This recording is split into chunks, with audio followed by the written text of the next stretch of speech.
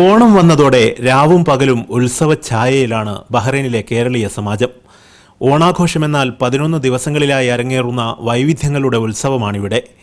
ദിനേന നടക്കുന്ന വർണ്ണാഭമായ പരിപാടികൾ, ഓണക്കളികളും മത്സരങ്ങളും കലാവിരുന്നുകളുമായി ആഘോഷക്കാഴ്ചകൾ ഒന്നിനൊന്ന് വ്യത്യസ്തം.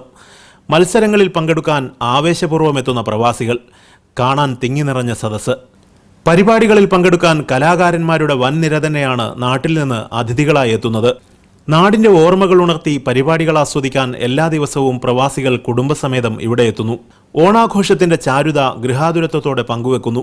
ഗൾഫിലുടനീളം വിവിധ സംഘടനകളും കൂട്ടായ്മകളും സംഘടിപ്പിക്കുന്ന ഓണാഘോഷ പരിപാടികൾ തുടരുകയാണ്.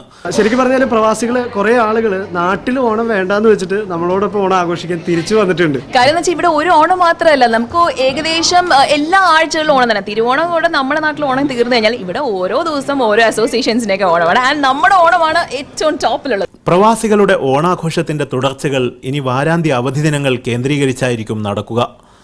Siraj Pallikkara, media 1, Bahrain.